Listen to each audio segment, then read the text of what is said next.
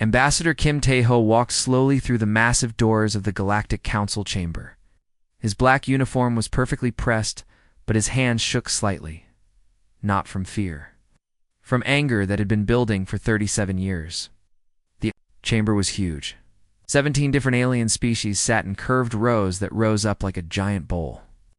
Each species had their own section with special chairs, breathing equipment, and translator devices. The humans sat in the smallest section. Near the back corner, Kim Tae-ho had been humanity's voice in this room for most of his adult life. He had watched younger diplomats come and go. He had seen wars start and end. He had tried to make peace between species that hated each other, but today was different. Today he would speak his last words to the council. The Vorthok delegate was already making noise. The large reptile-like creature hissed and clicked his tongue in annoyance. Cow! Why? Do we waste time with human concerns again? He said in his harsh voice. They always complain about everything. Several other delegates laughed. The Nexari representative, a tall crystal being that glowed with blue light, pulsed brighter with what humans had learned was alien amusement. Humans see danger everywhere, she said in her musical voice. They are afraid of their own shadows. Kim Tae-ho said nothing. He stood at the speaking platform and waited. Behind him, Dr. Park Min-ho sat in the human observation area. The two men had been friends since childhood on Earth. Park Min-ho was now Earth's top expert on alien biology and behavior. He knew what was coming. The human delegate may speak, announced Supreme Chancellor Mordic, the leader of the Vorthok Empire who currently held the council's highest position. His yellow eyes looked bored already. Kim Tae-ho pressed a button on his podium. The chamber's translation system activated, sending his words to every species in their own language. He began to speak in a clear, steady voice. Honored members of the Galactic Council, 3 cycles ago, humanity presented the Frontier Protection Accords to this body. These accords outlined a clear and present danger to all Outer Rim colonies. We provided evidence of an emerging threat we called the Devourers. We showed you data, analysis, and recommended immediate action. The chamber was quiet now. Some delegates looked annoyed, others looked sleepy. None looked worried. The council rejected our proposal unanimously, called our evidence human paranoia. You said our recommended actions were warmongering disguised as protection. You told us that humanity's fears were not worthy of council attention. Kim Tae-ho paused and looked around the chamber. He saw the same faces that had dismissed human concerns for decades. The same arrogant expressions, same certainty that humans were inferior. In the past month, 17 colonies have fallen to the Devourers. 17 worlds that could have been saved if you had listened. 4 billion sentient beings are dead or missing. Their voices are silent forever. A few delegates shifted uncomfortably. The Nexari representative's glow dimmed slightly. But most of the council members still looked bored. The Devourers are not stopping.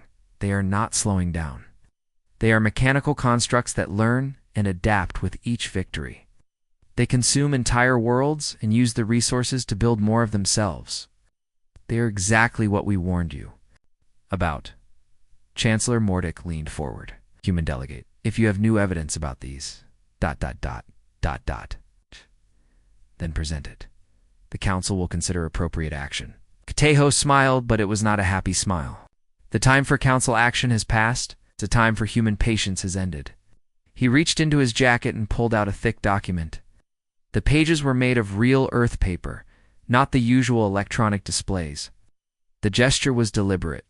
Paper was something only humans still used. I hold in my hands the final communication from the government of Earth to the Galactic Council. Effective immediately, humanity withdraws from all diplomatic relations with this body. We are canceling all treaties, agreements, and cooperative arrangements. We are recalling all human personnel from council facilities. We are closing all human embassies and consulates in council space. The chamber erupted in noise. Delegates shouted questions in a dozen languages. The translation system struggled to keep up. Chancellor Mordic slammed his gavel repeatedly. Order, order, he roared. Human delegate, you cannot simply withdraw. From the council, There are procedures. There are legal requirements. Kim Tae-ho's voice cut through the chaos. We are not asking for permission. We are informing you of our decision. Humanity has followed council procedures for 37 years. We have been patient. We have been diplomatic. We have been ignored. The Vorthok delegate stood up, his massive form towering over his desk. This is unacceptable. Humans cannot survive without council protection. We survived for thousands of years before we met you, Kim Tae-ho replied calmly. We will survive long after you are gone. The Nexari. Representative's crystals flickered rapidly. But who will maintain the quantum processing networks? Who will handle the trade route optimizations? Who will provide medical support for deep space missions? Kim Tae-ho looked directly at her. Find someone else? We are done. Dr. Park Min-ho watched his friend from the observation deck. He had helped plan this moment. He knew that humanity had been preparing for this day for years. While the council dismissed human contributions as minor, humans had been quietly building their own infrastructure, their own trade networks, their own defense systems. The council has made it clear that human input is not valued. Kim Tae-ho continued. You have shown us that human lives are not important. You have proven that human warnings are not worth your attention. Very well. From this day forward, humanity will solve its own problems. He set the document on the podium and stepped back. This is our formal notice of withdrawal. The document contains all necessary legal language and procedures. It is signed by the President of Earth, the Colonial Council, and the Terran Defense Force. Chancellor Mordecai's voice was full of anger. You are making a mistake, human. The galaxy is dangerous. You need our protection. Kim Tae-ho's laugh was bitter. Protection? You could not protect 17 colonies from a threat we warned you about? You could not protect 4 billion lives? What exactly are you protecting us from? The chamber fell silent. The weight of those words settled over the delegates like a heavy blanket. 17 colonies, 4 billion lives. The numbers were hard to argue with. Humanity hereby withdraws from all diplomatic accords and severs all official relations with the Galactic Council. Effective immediately, Kim Tae-ho announced, in a voice that carried throughout the chamber. We wish you good luck with the problems you have created. He turned and walked toward the exit. Dr. Park Min-ho stood up and followed. Other human staff members began filing out behind them. The sound of their footsteps echoed in the suddenly quiet chamber. As the humans left, the council delegates began to understand that something important had just happened. They had been so focused on their own superiority that they had never considered what might happen if humanity simply ... left. The galaxy was about to find out what they had lost, and it would be a lesson none of them would forget. 3 months had passed since humanity walked away from the Galactic Council. The galaxy's communication networks felt strangely quiet now. Trade routes that once buzzed with human merchant ships now carried only alien vessels. The organized supply chains that humans had built and maintained for decades were starting to break down. On the crystal world of Nexus Prime, Administrator Veltar stared at his computer screen with growing confusion. The quantum processing centers that powered his entire civilization were running at only 60% efficiency. Warning lights blinked red across his control panel. What is the problem? He asked his technical staff. The Nexari were known throughout the galaxy for their superior intelligence and perfect logic. They should be able to fix any technical issue quickly. Cannot determine the cause, replied his chief technician, her crystal form flickering with uncertainty. The processing cores are functioning normally. The power systems are stable. But somehow, the overall efficiency keeps dropping. Veltar pulled up the maintenance records. For the past 30 years, human technicians had worked alongside Nexari engineers to keep the quantum processors running smoothly. The humans had developed special procedures and techniques that seemed to work better than standard Nexari methods. Where are the human maintenance protocols? Veltar asked. The humans never wrote them down, the technician replied. He said the procedures were based on experience and intuition. They promised to train our people properly, but then they left so suddenly. Veltar felt something he had never experienced before. The Nexari did not usually feel emotions, but this was close to what humans called worry. Believed that human contributions were minor. They thought human techniques were primitive compared to Nexari science. Now he realized they might have been wrong, across the galaxy. Captain Li Sujin guided her merchant vessel through the busy space lanes near the Vorthok border. Her ship, the Harmony's Edge, had once been registered with the Terran Trade Federation. Now, it flew under independent colors. Captain called her first officer, Zhang Wusung. We're receiving a communication from the Vorthok trading station. They want to know if we're interested in a cargo contract. Li Sujin checked. Her ship's manifest. They had room for cargo, and the payment would be good. But she remembered the new orders from Earth. Tell them we're not available, she said quietly. But Captain, this is exactly the kind of job we used to do all the time. The profit margins are excellent, I know, Li Sujin replied. But we don't work for council species anymore. We fulfill our existing contracts, and then we're done. Zhang Wusong looked confused. I don't understand. We've been trading with the Vorthok for years. Some of their merchants are actually decent people. The captain turned to face her crew. These were good people who had spent their careers building relationships with alien traders. They had helped create the trade networks that connected dozens of worlds. The council made it clear they don't value human participation, she explained. They called us primitive, said our methods were inefficient. So now they can handle their own trade without our help. What Captain Li Sujin didn't tell her crew was what she had discovered in her private research. Humans had been much more important to galactic trade than anyone realized.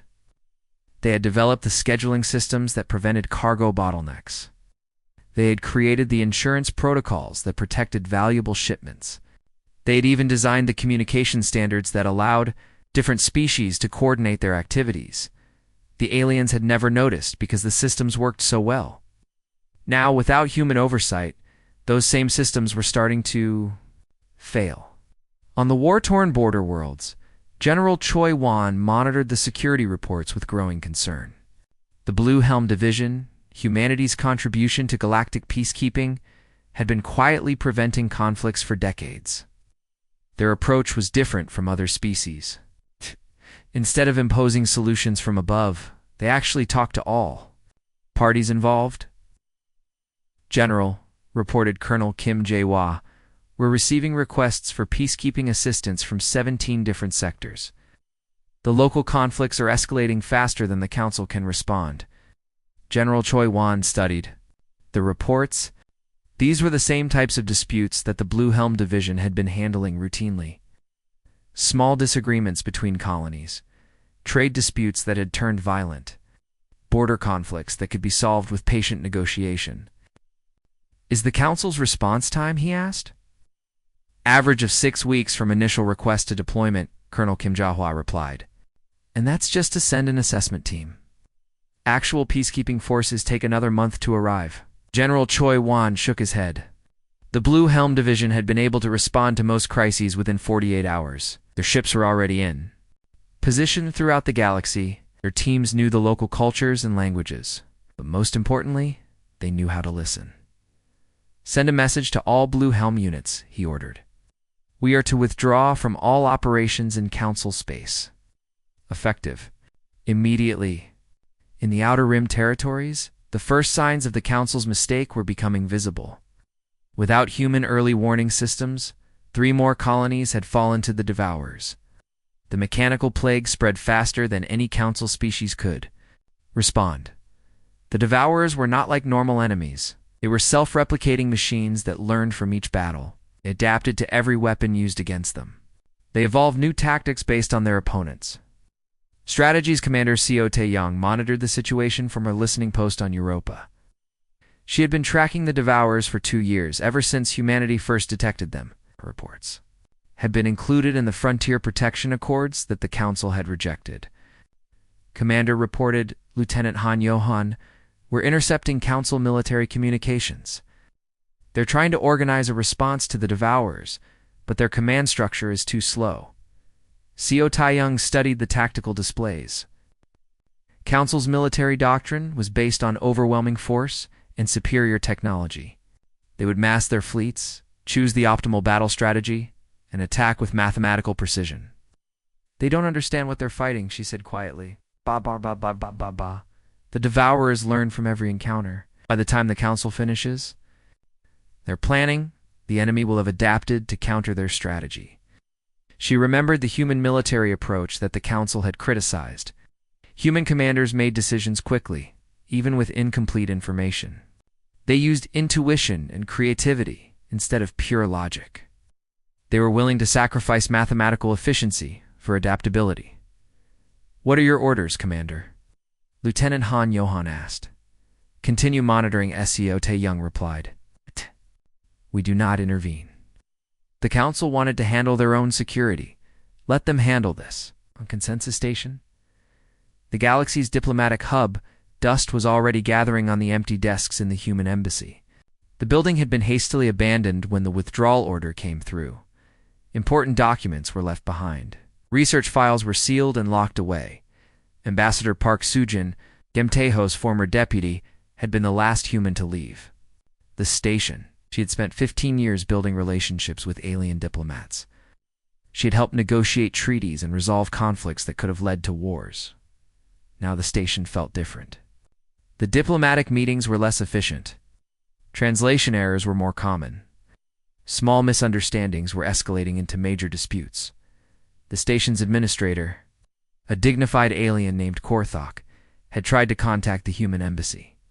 Several times, his messages went unanswered. The automated system simply replied that the Terran Diplomatic Service was no longer accepting communications from Council species. For the first time in decades, Korthok was beginning to understand how much the humans had actually contributed to galactic diplomacy. They had been the translators who prevented misunderstandings.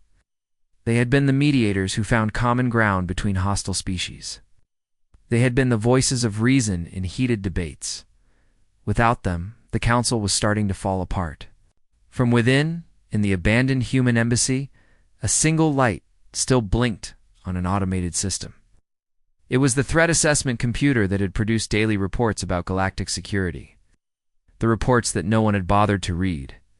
The computer continued its work, analyzing data about the Devourer's advance. It calculated optimal defensive strategies and evacuation procedures. It identified vulnerable colonies and predicted attack patterns, but there was no one left to receive the reports. The Council had lost more than just human diplomats and technicians. They had lost the voice that had been trying to warn them about the disasters ahead. The silence was getting louder every day. Ambassador Han Yu-jin stood at the window of her apartment on Earth, watching the sunrise over the Pacific Ocean. She should have been on her way to Consensus Station by now. She should have been taking Kim Tae-ho's place as humanity's new voice. In the Galactic Council, instead, she was packing her bags to join the Terran Self-Defense Corps. The young diplomat had spent 5 years preparing for this assignment. She had studied alien cultures, learned 17 different languages, and memorized the complex rules of galactic diplomacy. None of that mattered now. "Are you sure about this?" asked her father, Admiral Han Du-wook, who had served in the human navy for 30 years. "You worked so hard to become a diplomat." Han Yu-jin folded her uniform carefully and placed it in her suitcase. "The galaxy doesn't want our diplomats, Father. Maybe they'll understand our soldiers better." Her father nodded sadly. He had seen the intelligence reports. The Council was struggling without human support, but they were too proud to admit it. Their loss would be humanity's gain. His daughter would help protect human colonies instead of alien ones. The message was clear across human space. Humanity was done trying to save a galaxy that didn't want to be saved. On the industrial world of Korthok Prime, the Vorthok Empire faced its first major crisis without human assistance. The massive mining operations that powered their economy had ground to a halt. 17 different worlds were reporting the same problem. Fusion reactor failures, General Thoktar, the Vorthok military commander responsible for mining security, stared at the damage reports with growing anger. How? Can our reactors fail all at once? These systems were designed to last for centuries. His chief engineer, a smaller Vorthok named Zekalon, shifted nervously. "General, the reactors are very old. Human engineers who maintained them said they needed major upgrades. But the Council, of elders refused to allow human modifications. Human modifications. General Thoktar's yellow eyes blazed with rage. Our technology is superior to human primitive methods. Yes, General Zekalon agreed quickly. But the humans seemed to understand our reactors better than we expected. They developed maintenance procedures that prevented cascade failures. Without those procedures, General Thokatar slammed his clawed fist on the table. Find me replacement engineers. There must be Vorthok who can do this work. 6 months earlier, the Vorthok government had banned all human personnel from their worlds. They had called human technology crude and inferior. They had claimed that Vorthok engineers were far more skilled than any human could ever be. Now, their mining empire was collapsing, and there was no one left to fix it. On Mars, engineer. Oh Sang-woo watched the news reports from his new office. He had spent 15 years working in Vorthok space, maintaining the fusion reactors that powered their mining operations. He had tried to train local engineers, but the Vorthok had always been too proud to learn from humans. The same reactors. I begged them to let me upgrade, he told his colleague, Engineer Park Hyujin. I warned them that the containment fields were unstable. I showed them how to prevent cascade failures. He said my methods were too simple. Park Hyojin shook her head. Simple doesn't mean wrong. Sometimes the best solutions are the easiest. Once Oh Sang-woo pulled up the technical specifications on his computer. The Vorthok reactors were actually well designed, but they required constant adjustment and maintenance. The original builders had never intended for them to run for decades without human oversight. They're probably losing reactor cores every day now, he said. The cascade failures will spread through their entire power grid. It could take years. To rebuild? Will you help them if they ask? Park Hyojin wondered. Oh Sang-woo was quiet for a long moment. They made it very clear that they didn't want human help. I respect their decision. The ripple effects spread through every sector of galactic society. Medical stations across Council space began reporting critical shortages of skilled personnel. Human doctors, who had made up nearly 30% of the galaxy's trauma surgeons, were returning to Earth or human colonies. Dr. Yoon Hana had been the head of emergency medicine at Central Medical Station, the galaxy's largest hospital. She had pioneered surgical techniques that worked on 17 different species. Her methods had saved thousands of lives over the past decade. Now, she was treating human colonists on a frontier world called New Busan. Her new hospital was smaller and had fewer resources. But her patients were grateful for her care. Dr. said Nurse Kim Young, we're receiving emergency requests from 3 different council worlds. They're asking for surgical teams to handle a disaster situation. Dr. Yoon Hana looked up from her patient files. What kind of disaster? Industrial accidents on Vorthok mining worlds? Hundreds of injured workers. They need surgeons who can work with Vorthok physiology. Dr. Yoon Hana had performed surgery on Vorthok patients many times. She knew their anatomy better than most Vorthok doctors. But she also remembered the Vorthok Medical Council's official statement 6 months ago. They had declared that human medicine was crude biological tinkering, and that Vorthok patients should only be treated by Vorthok physicians. Send them our regrets, she said quietly. Suggest they contact the Vorthok Medical Council for assistance. Nurse Kim Young looked surprised. But doctor, people will die without proper treatment. People die every day, Dr. Yoon Hana replied sadly. The council made it clear that they don't trust human medical care. I have to respect their decision. The crystalline homeworld of Nexus Prime, the quantum processing crisis, was getting worse every day. The Nexari Collective, which had governed their society for over 1,000 years, was starting to fragment as their computational networks failed. Chief Administrator Veltar called an emergency meeting of the High Council. The Crystal Chamber, where they met, was normally filled with the soft glow of perfect harmony. Now it flickered with the chaotic light of system failures. The quantum processors are operating at 28% efficiency, reported Technical Director Kexi. We are losing computational power faster than we can rebuild it. How is this possible? Demanded Elder Morvik, the oldest member of the High Council. Our technology is the most advanced in the galaxy. Technical Director Kexai's crystal form dimmed with embarrassment. The human engineers who worked with us developed maintenance procedures that we never fully understood. They called it intuitive engineering. They said it was based on feeling and experience rather than pure logic. Feeling, Elder Morvik's light pulsed with indignation. The Nexari do not make decisions based on feeling. We use logic and mathematical precision. Yes, Elder Kexi agreed. But somehow, the human methods worked better than our logical approaches. They prevented system failures that our calculations said were impossible. The High Council fell silent. The Nexari prided themselves on their perfect logic and superior intelligence. The idea that primitive human intuition could outperform their advanced reasoning was deeply disturbing. Contact the human embassy, Elder Morvik finally said. Offer them whatever they want. We need their engineers back. There is no human embassy, Elder Kexai replied softly. They closed it 3 months ago. All communication attempts have been ignored. The council began to realize that the crisis was spreading beyond their control, without human translators. In cultural experts, misunderstandings between species were becoming more common. Diplomatic meetings that should have taken hours were stretching into days. The Aquatic Collective had stopped attending council sessions entirely after a translation error. Made it seem like the Vorthok were threatening to boil their oceans. The insectoid hive was refusing to trade with the Silicon Federation because of a misunderstood gesture that seemed hostile. These were the kinds of problems that human diplomats had been solving quietly for decades. They understood the subtle differences. Between species, they knew how to explain one culture to another.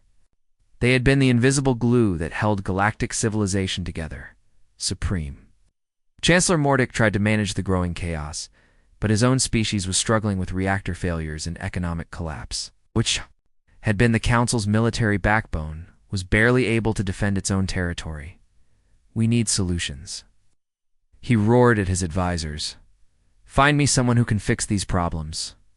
His chief advisor, a nervous Vorthok named Jektar, shuffled through his reports. Chancellor, most of our technical experts are saying the same thing. The humans developed systems and procedures that we never fully documented. Without their knowledge, I don't want to hear about humans. Mordic slammed his fist on the table. We are the Galactic Council. We ruled this galaxy for 1,000 years before humans even discovered fire. Yes, Chancellor Jektar agreed quickly. But the humans have been part of our civilization for 40 years. They helped build the systems we rely on without them. Mordic's yellow eyes blazed with fury, but he said nothing.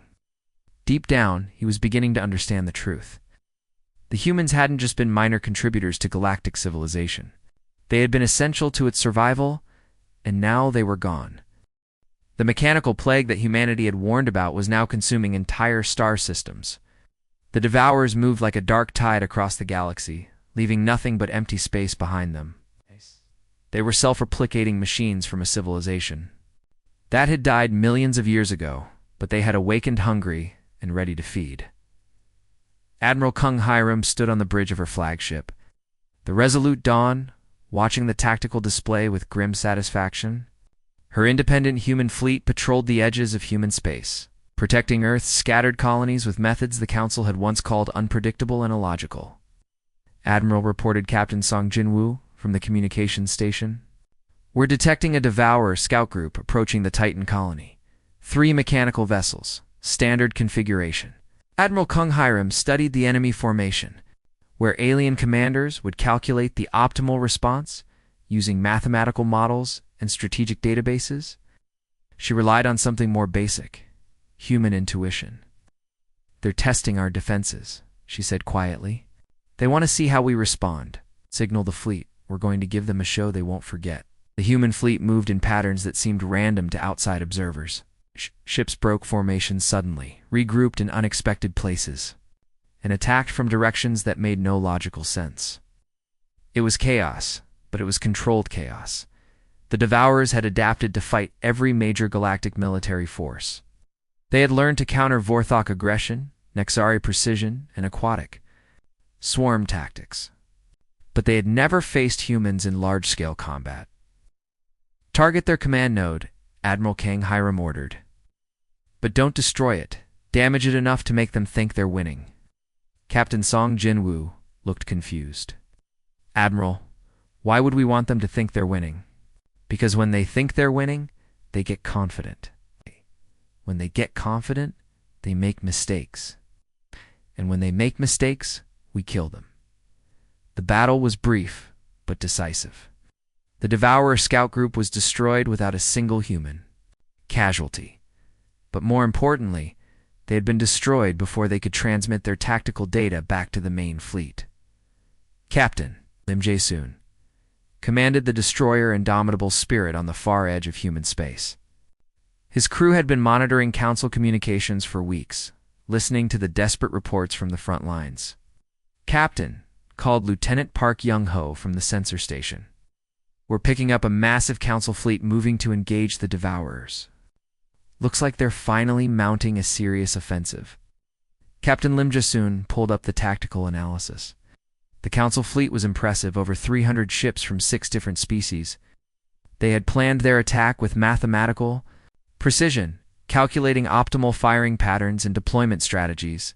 They're going to lose, he said quietly. Sir? Lieutenant Park Young-ho sounded surprised. That's one of the largest fleets the Council has ever assembled. Size doesn't matter against the Devourers, Captain Lim Jae-soon explained. The Council's fighting them like they're a normal enemy. They're using standard tactics, predictable formations, and logical strategies. The Devourers will adapt to everything they throw at them. The battle played out exactly as he had predicted. The Council fleet attacked in perfect formation, using their superior firepower to devastating effect. For the first hour, it looked like they might actually win. Then the Devourers began to adapt. The mechanical ships started changing their hull configurations to deflect the Council's weapons. They modified their attack patterns to exploit weaknesses. In the alien formations, they learned from every hit they took and every shot they fired. Within 6 hours, the Council fleet was in full retreat. Over 100 ships had been destroyed or captured. The Devourers had gained valuable intelligence about Council military capabilities. Signal all Council vessels, Captain Lim Jae-soon ordered. Offer them safe passage through human space if they need to retreat. Sir, Lieutenant Park Young-ho asked, should we offer to help them fight? Captain Lim Jae's home was quiet for a long moment. No, they made it clear they don't want our help. We protect human colonies. Let the Council handle their own problems. On the Council worlds, panic was spreading as refugee fleets fled from the advancing Devourers. The evacuation procedures that should have saved billions of lives were failing catastrophically. Emergency Coordinator Velanash of the Nexari Collective stared at the evacuation reports with growing horror. How can we lose 17 transport ships in one day? The evacuation routes were calculated for maximum efficiency. His assistant, a younger Nexari named Korthavel, flickered with nervous energy. Core data. The humans used to manage our evacuation protocols. They developed backup procedures for situations like this. But when they left, they took all their documentation with them. Documentation? Velanash's crystal form pulsed with confusion. We have complete records of all evacuation procedures. Official procedures, yes, Korthavel agreed. But the humans had unofficial methods. They called them crisis protocols. They were based on experience rather than calculation. Velanash accessed the evacuation database. Everything looked perfectly organized. Transportation schedules, resource allocation, priority systems, all designed with mathematical precision. Then why are our evacuations failing? It demanded. Korthavel's light dimmed. Because the humans understood something we didn't. They knew that in a real crisis, people don't follow logical procedures. They panic. They make mistakes. They need someone to guide them, not just give them orders. The truth was becoming clear across Council space. The efficient systems that had managed galactic civilization for decades were breaking down because they had been designed by humans who understood both logic and emotion.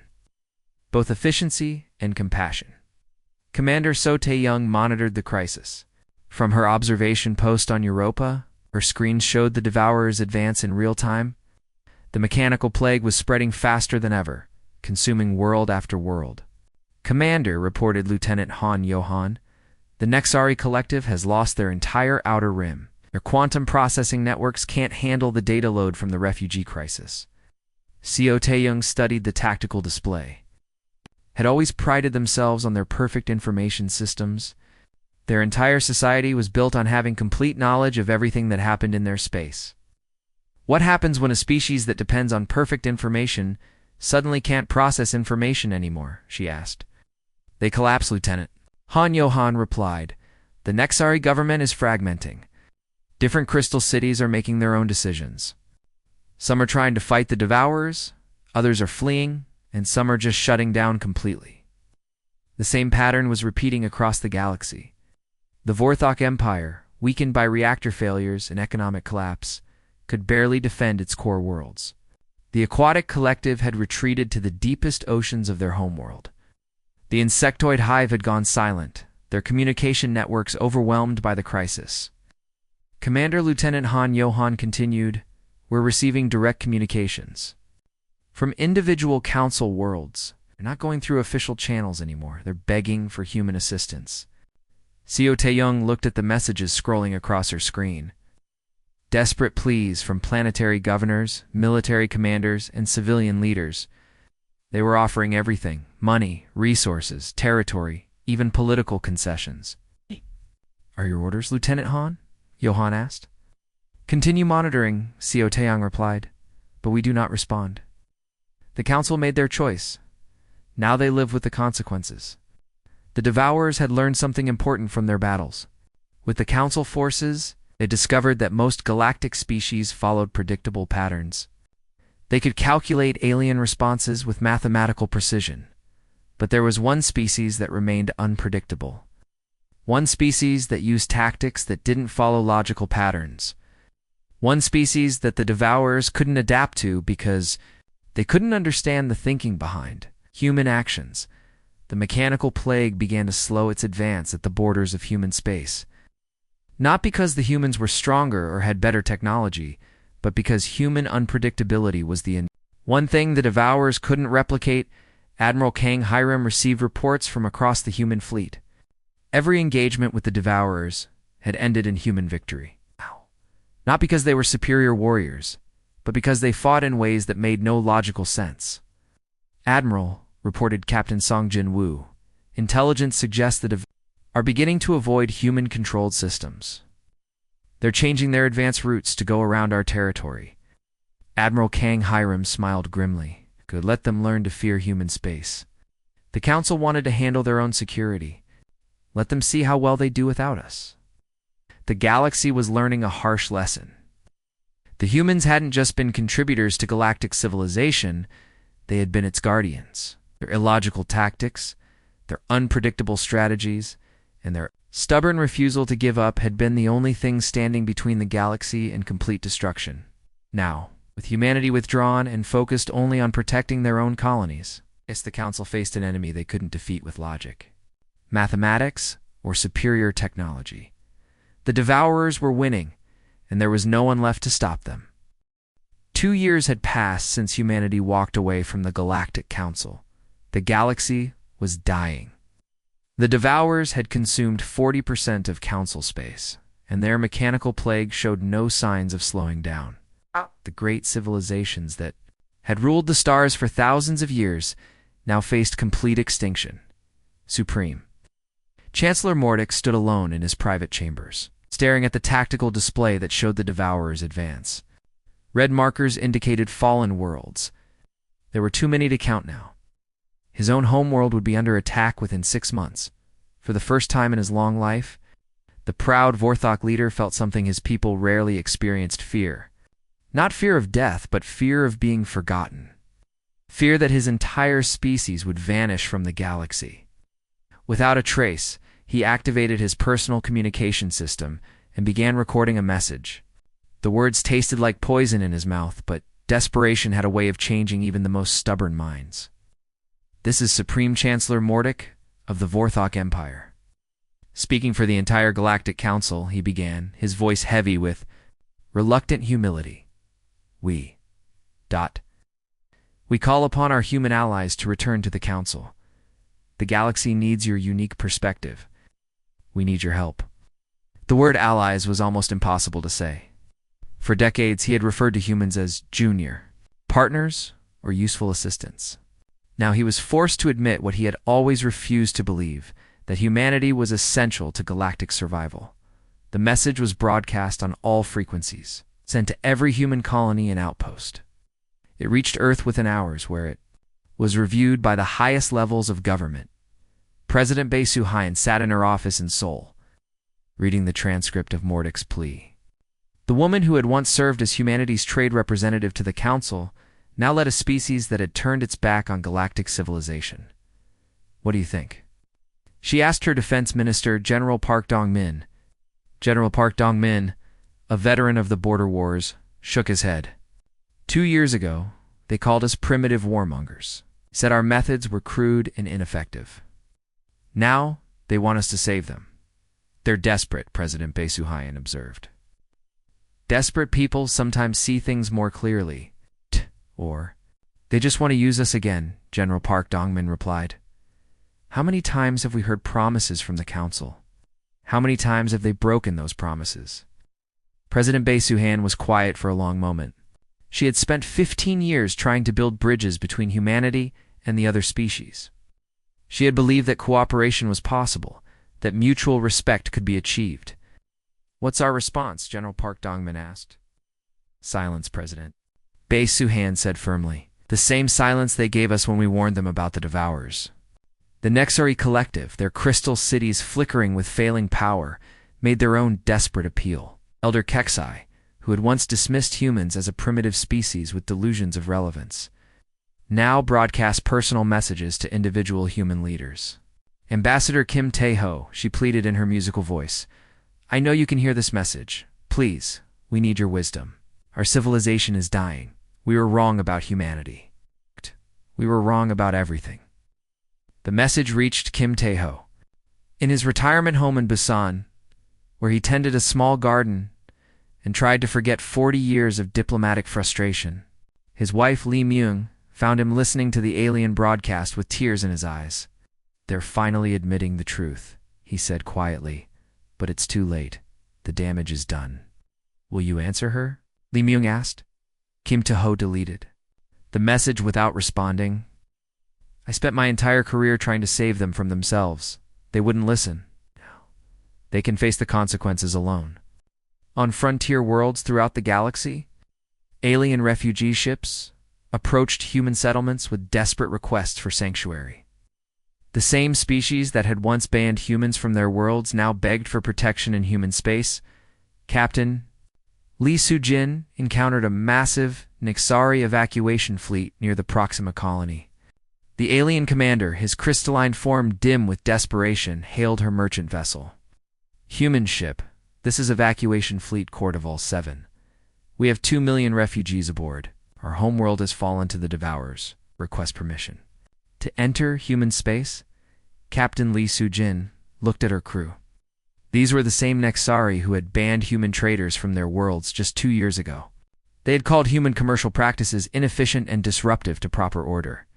"Nexari fleet," she responded in a professional but cold voice. "I'm sorry, but we no longer have diplomatic relations with your species.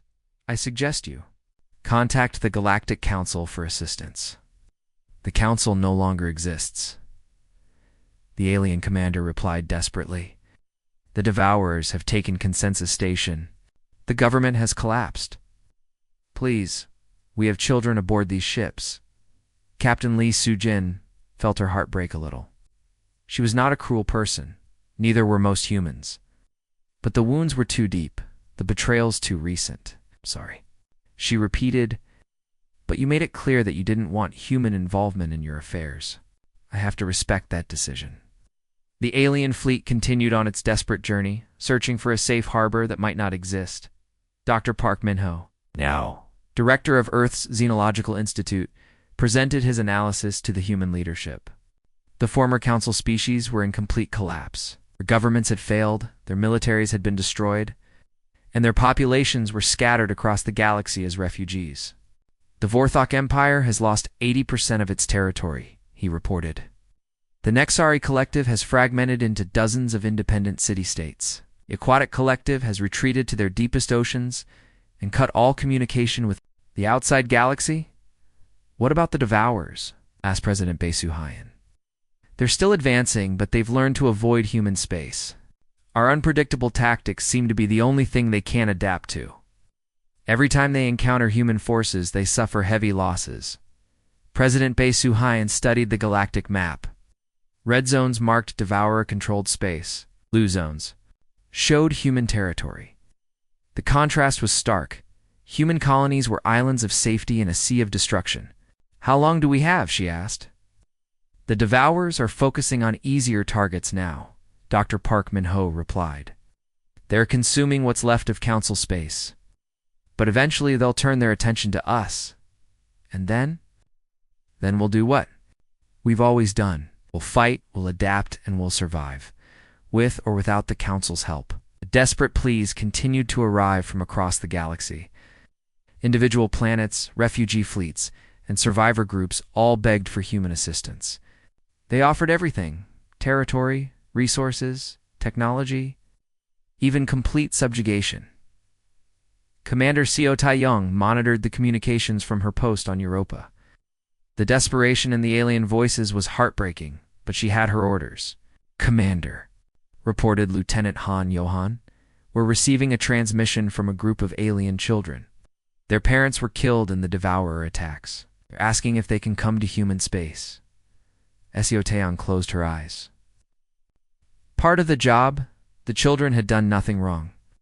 They were innocent victims of their leader's mistakes. What are your orders? Lieutenant Han Johan asked quietly. Continue monitoring, she replied, her voice heavy with sadness. What? But we do not respond. The Council made their choice. Even if it breaks our hearts, we have to let them face the consequences. The galaxy had learned too late what humanity had always known: that survival required more than superior technology or logical thinking. It required the one thing that artificial intelligence could never replicate: the uniquely human combination of compassion, creativity, and stubborn refusal to give up. The Devourers had consumed entire civilizations, but they had never faced an enemy that fought not just with weapons, but with hope. An enemy that could find victory in defeat and strength in weakness. The Council had rejected that gift when they had the chance. Now they were paying the ultimate price for their arrogance. The stars continued to shine, indifferent to the rise and fall of civilizations. But in the depths of space, human ships carried the last hope for galactic survival. Even if that hope was no longer shared with those who had rejected it, the Council's desperate pleas echoed through the void. But humanity's answer was silence. The same silence they had given when humans had tried to warn them about the coming darkness. Now that darkness was consuming everything, and there was no one left to stop it. The final understanding came not in a moment of grand revelation, but in the quiet spaces between heartbeats. In the ruins of a Nexari crystal city, Chief Technician Yelanara found a small piece of paper tucked behind a quantum processor panel. The handwriting was human, written in broken Nexari script by someone who had tried very hard to communicate across the barriers of language and culture. Emergency shutdown procedure, the note read. Cascade failure begins. Disconnect power. Coupling 7 first, then reroute through backup channels. This will give you 10 minutes to evacuate before total system collapse. Oh Sang-woo, Human Engineering Course. Yelanara's crystal form flickered with something her species rarely felt: regret. This simple note had been written by the human engineer who had maintained their most important systems for 15 years, the same human they had dismissed as primitive and unworthy of their advanced civilization. The note was dated 3 years ago. If they had found it sooner, if they had listened to the human warnings, thousands of Nexari lives might have been saved. But they had been too proud to learn from a species they considered inferior. Now, their cities were dark, their people scattered, and their civilization was dying. The elegant solutions that could have saved them had been ignored because they came from human minds instead of Nexorial logic. Across the galaxy, Similar discoveries were being made by the few survivors who remained. In the abandoned Vorthok mining stations, engineers found detailed upgrade plans that Osangu and his team had developed. Right. The plans showed how to prevent the cascade failures that had destroyed their economy. The Vorthok had called these plans primitive human tinkering and refused to implement them. Now their empire was gone, their worlds consumed by the Devourers, their people scattered across the void. General Thoktar, once the proud commander of Vorthok mining security, now led a small group of refugees through the ruins of his homeworld. He carried with him a datapad containing the human upgrade plans, the same plans he had rejected 2 years ago. "We could have prevented all of this," he said to his lieutenant Zekalan. "The humans tried to save us, and we threw their help back in their faces." "It is too late for regrets, General," Zekalan replied. "Our people are gone. Our worlds are consumed. We are all that remains." General Thoktar looked at the human plans one more time, then deleted them. "Yes. We are all that remains of a civilization that was too proud to accept help from those who offered it freely." The military archives of the Vorthok Empire told a similar story. Every major victory in the frontier wars had been achieved not through Vorthok's strength alone, but through the strategic insights of human liaison officers. The humans had understood both Vorthok's honor and enemy psychology better than the Vorthok themselves. Colonel Mordic, one of the few surviving Vorthok military officers, studied the old battle reports from his refugee ship. The patterns were clear now. Without human guidance, Vorthok warrior culture had become a weakness instead of a strength. "We fought like mindless beasts," he told his aide. "The humans taught us to fight like intelligent warriors. We should have listened." Admiral Kang Hiram's fleet continued to patrol the edges of human space, but now they fought only for human colonies. The same tactics that could have saved the galaxy were used to protect humanity's scattered settlements from the advancing Devourers. Her ships moved through space like shadows, appearing where they were least expected and disappearing before the enemy could adapt. The Devourers had learned to fear human unpredictability, but they would never understand it. Admiral reported Captain Song Jin-woo, "Long-range sensors are detecting the remnants of the old Council fleet. They're trying to regroup near the Centauri system." Admiral Kong Hiram studied the tactical display. The once mighty Council armada was reduced to a handful of battered ships. They were no longer a threat to anyone, barely capable of defending themselves. "Signal them," she ordered. "Tell them they're welcome to pass through human space if they need to reach a safe harbor. But make it clear that we will not provide military assistance." "Understood, Admiral?" The message was both an act of mercy and a reminder of what the Council had lost. Humanity would not abandon basic decency, even toward those who had abandoned them. But neither would they risk human lives to save those who had rejected their help. Dr. Yoon Hana continued her work on the frontier colony of New Busan, treating human settlers and developing new medical techniques. Her research had advanced by decades in the 2 years since leaving Council space. Without the bureaucratic restrictions and species-based limitations of the old system, human medicine was flourishing. Doctor called nurse Kim Ma-young Weir, receiving another request for medical assistance, this time from a group of alien children whose parents died in the Devourer attacks. Dr. Yoon Hana looked up from her research. These requests came almost daily now. Alien refugees, survivors of the Great Collapse, begging for the medical care that only humans could provide. "How many children?" she asked. Double quotes, 40-7. Mixed species, suffering from malnutrition and trauma. Dr. Yoon Hana was quiet for a long moment. She thought about the official policies, the diplomatic wounds, the years of rejection and dismissal. Then she thought about 47 children who had done nothing wrong except be born into a galaxy that had forgotten how to value compassion. "Prepare the medical bay," she said finally, "and contact the colony administrator. Tell him we're declaring a humanitarian emergency." "Doctor, are you sure?" "The government policy is clear about not providing aid to Council species." "The government policy is about political relations," Dr. Yoon Hana replied. "I'm a doctor. My oath is to heal, not to hold grudges against children." On Earth, President Bae received the final transmission from the remnants of the Galactic Council. It was not an official communication, but a personal message from a small group of alien children who had somehow learned to speak. Korean. The message was simple and heartbreaking. "We remember you. We remember kindness. Please don't forget us." President Bae watched the recording 3 times before responding. The children's faces showed species she recognized: Nexari, Vorthok, Aquatic, and others. They were the innocent victims of their leader's failures. Recorded response. She told her secretary, "Tell them that humanity remembers them too. Tell them that not all doors are closed forever." The galaxy continued to burn, but humanity survived. In the vast darkness between stars, human ships carried the seeds of a new civilization. They had learned the hard lesson that sometimes the greatest gift you can give someone is the freedom to make their own mistakes. The Council had made their choice. They had chosen pride over wisdom, arrogance over cooperation, and fear over hope. The consequences of that choice would echo through the galaxy for generations to come. But humanity endured. In hidden colonies and wandering fleets, in research stations and frontier settlements, the human spirit continued to burn bright. They carried with them the knowledge that their contributions had been real. Their warnings had been accurate. Their withdrawal had been necessary. The stars themselves bore witness to the rise and fall of civilizations. The devourers would eventually consume themselves, as all mechanical plagues eventually did. New species would arise from the ashes of the old.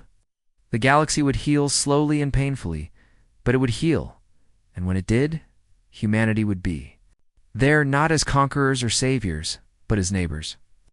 As the species that had learned to value differences over similarities, potential over perfection, and hope over despair, the Council had finally understood what they had lost. It was not human technology or military might. It was not their trade networks or diplomatic skills. It was something far more precious and far more fragile. They had lost their humanity. And without it, they had lost everything that made civilization worth preserving. The galaxy would remember this lesson, carved in the silence between stars. The species that had tried to save them had been driven away by pride and prejudice. The very qualities that had made humanity valuable, their empathy, their creativity, their stubborn refusal to give up, had been rejected as weaknesses. Now those qualities lived on only in human space, protected by the silence of a species that had learned when to speak and when to remain quiet. The galaxy had chosen its path. Humanity had chosen theirs. The stars continued to shine, indifferent to the hopes and fears of mortals.